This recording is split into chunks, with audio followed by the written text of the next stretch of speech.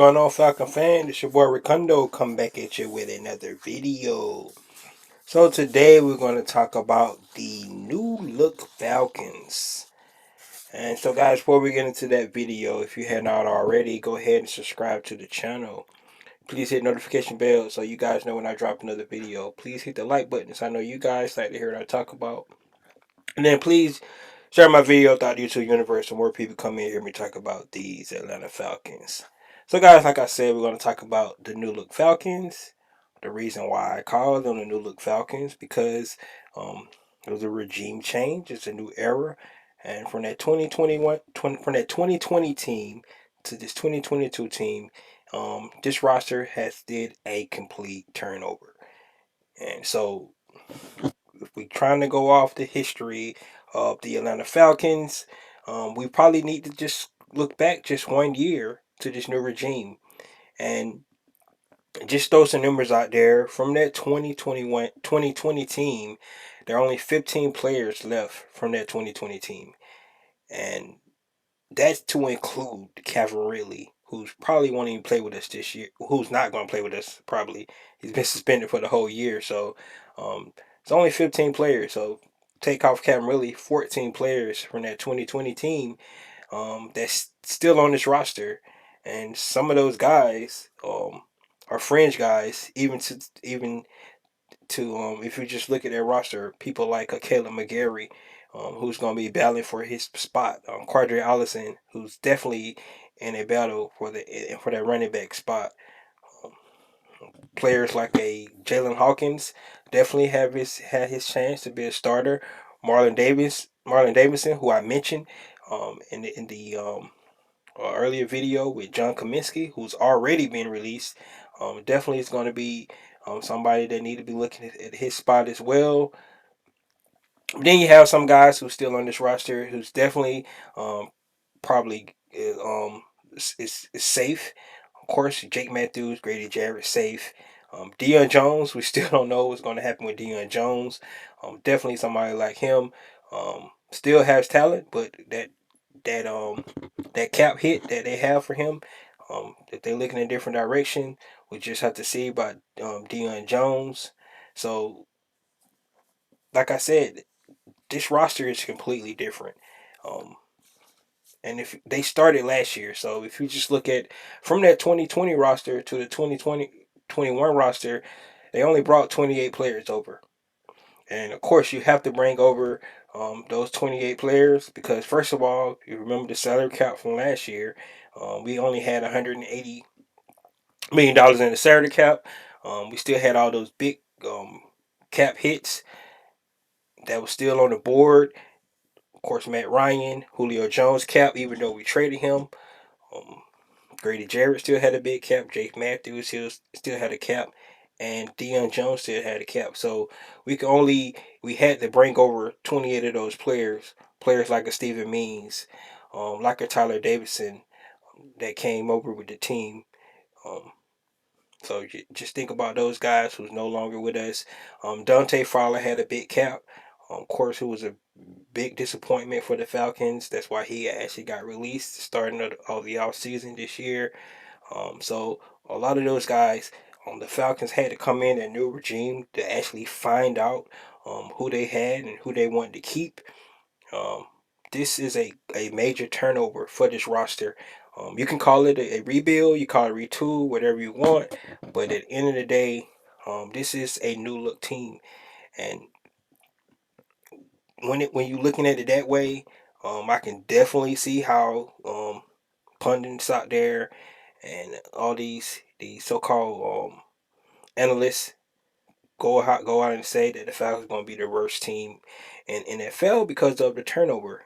It makes sense, but at the same time, the unknown is what I like about this new turnover roster because we don't know what they expect from this roster. Um, it's a big major shift. What you're seeing happening to this roster. Of course, you had to think about the schemes coming in, especially on the defensive side of the ball. Went from a 4-3 to a 3-4. Um, that's why they definitely had to see who they had.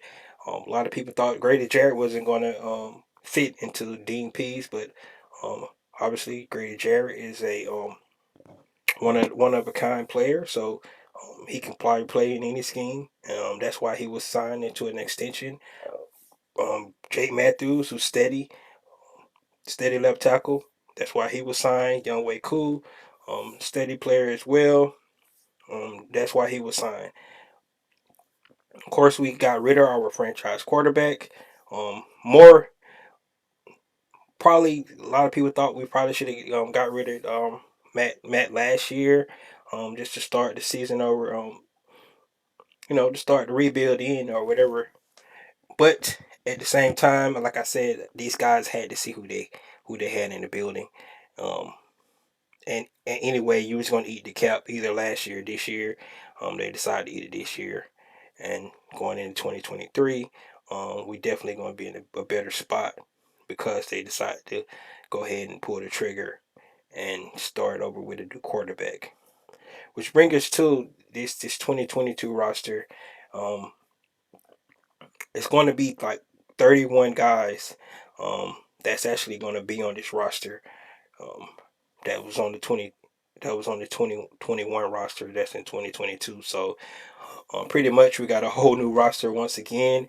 Um, and we have some of these players going to be in key spots. You think about our quarterback position.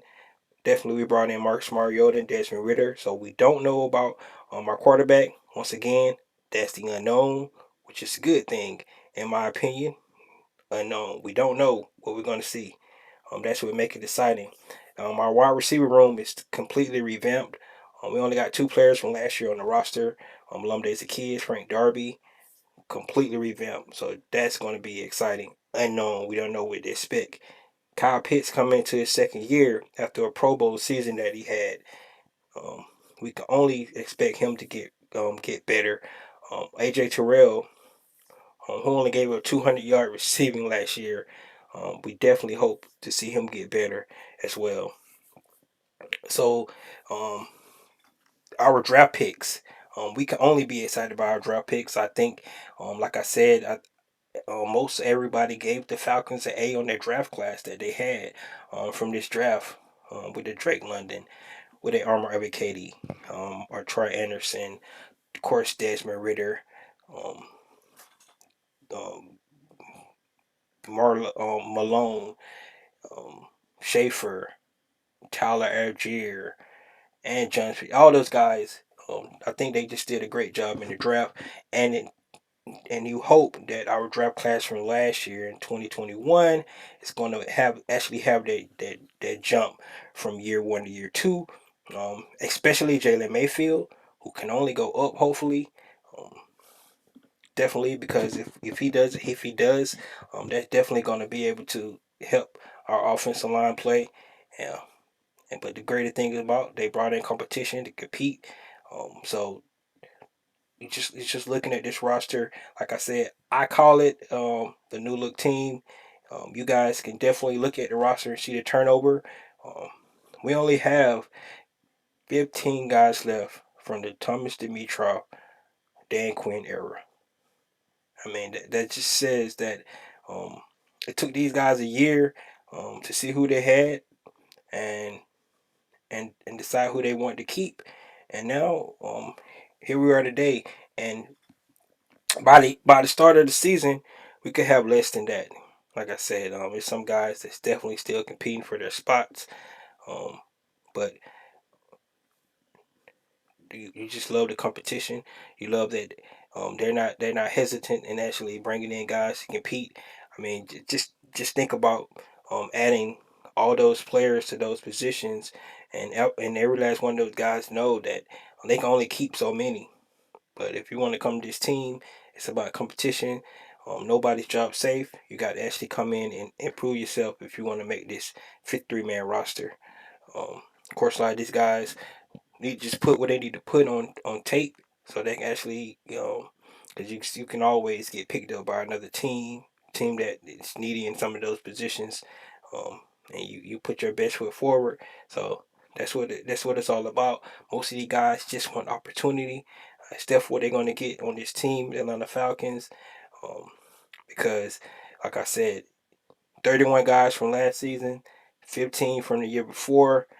So this is a new team. Um, except for about like maybe 10 positions that could be, I could say, just definitely locked in. All other positions probably wide open. Um, so these guys definitely is going to be a good competitive offseason for the Atlanta Falcons.